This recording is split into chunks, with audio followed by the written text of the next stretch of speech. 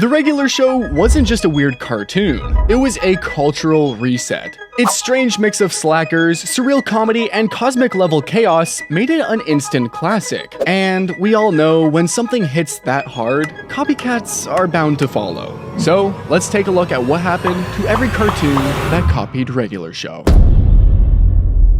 The first copycat came in 2013 when rival studio Nickelodeon dropped Sanjay and Craig. On the surface, it's about a boy and his talking snake, but really, it's just bootleg Mordecai and Rigby in disguise. Take the very first episode from season 1, Fart Baby. The entire plot is Sanjay holding in a fart until his belly swells, and he and Craig decide he's pregnant with the fart. That's the plot. We gotta get that thing out of you before you pop, man!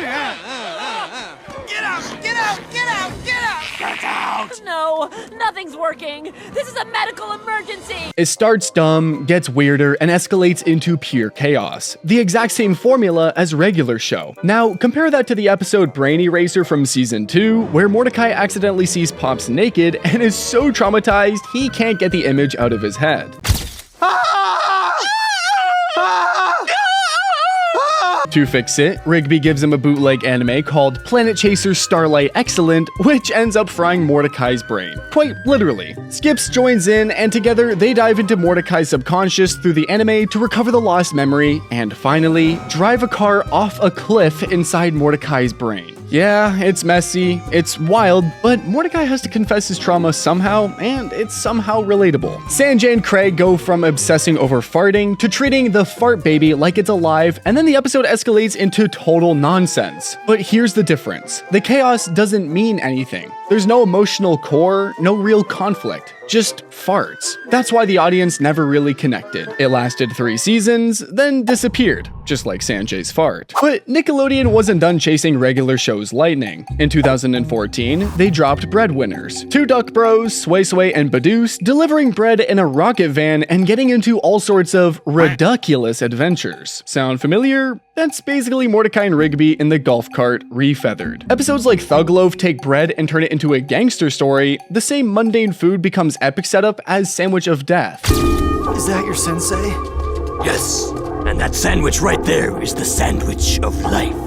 Which one? There's 2 of them. It's the one on the organic multigrain. Opposite, we have the deadliest sandwich known to man. The Double Death Sandwich. Or From Bad to Nurse, where their goal was to provide medical assistance, or bedside care, to their most important customer.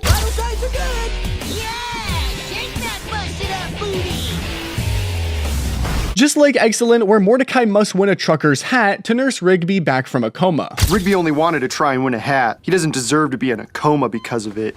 Where are you going? Back to the restaurant. Why? Because I made a promise to Rigby and I'm gonna keep it. But instead of witty surrealism, Breadwinners relied on memes, gags, and dance breaks. And as a result, it burned bright for 2 seasons, then got burnt off the schedule. After Nickelodeon, it was Disney's turn to take a shot at the formula. Out came Pickle and Peanut, and it might be the strangest one yet. Every episode followed the recipe perfectly with a spoonful of small issues cooked with bizarre escalation and served with a completely bizarre meltdown, like the episode Body Spray, where they become obsessed with a fancy cologne called Crossbow. And when they can't afford it, they try making their own. Soon, the entire town becomes hooked. People go feral. Society literally starts collapsing all over body spray? Then there's Meatballers. It starts with them selling expired meat out of a food truck. By the end, they have triggered a full-blown mob war built on meatballs. And in Greg, Pickle lends out his talking pimple friend, yes,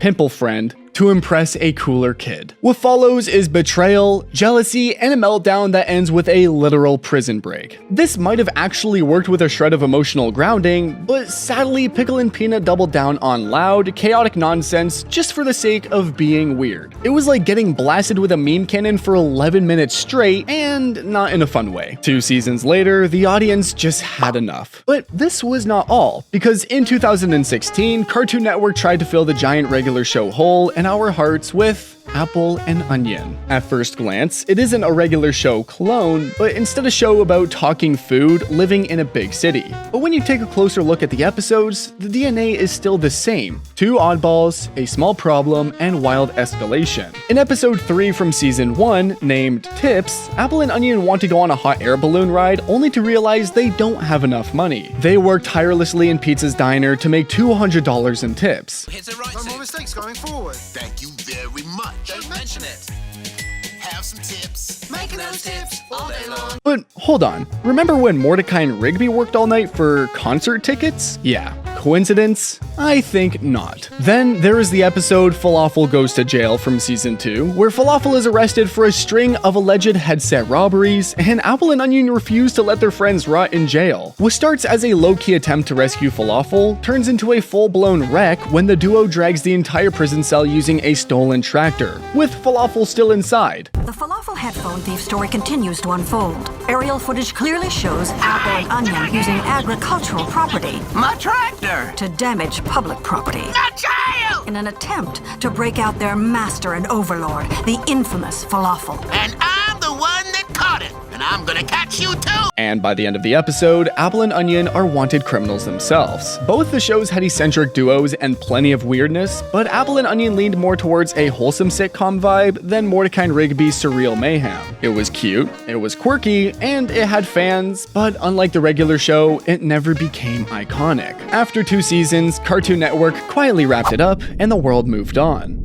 And then there's Close Enough. This one was not a knockoff. It came from the regular show's creator, J.G. Quintel himself. Same vibes, same escalation, but this time, the problem wasn't slacking off at work. It was juggling marriage, parenting, and barely holding it together in their 30s. Like in Time Hooch from season 2, Josh and Alex travel back in time to fix Alex's broken relationship with Bridget using magic moonshine, of course. Then there's The Perfect House from season 1, where Emily gets addicted to touring open houses as a way to escape her crumbling home life, and reality starts to slip. It had the same absurdism, but without the same heart. Regular show worked because of its characters. Mordecai, Rigby, Skips, and even Benson, they were weird, flawed, and genuinely fun to watch. You simply remember them. Close Enough failed to do that. It leaned too hard into the millennial adulting is hard cliche. The jokes hit familiar beats. Marriage problems, parenting stress, rent anxiety, but they didn't land with the same charm. But that didn't mean the show was bad. While copycats were trying to ride the wave, Close Enough was the only one that understood what made regular show actually work. Because it came from the same brain, just with more bills to pay. Fans loved it. But thanks to HBO Max's massive content purge, it unfortunately only survived 3 seasons before being pulled. All these shows nailed the chaos, but lacked the soul. Regular show was not just about a pair of goofballs and reality-breaking meltdowns. It was about characters you actually want to hang out with, even when they were being a little bit dumb. And that's why Mordecai and Rigby will always be the OG. Keep watching the regular recap for more. Subscribe.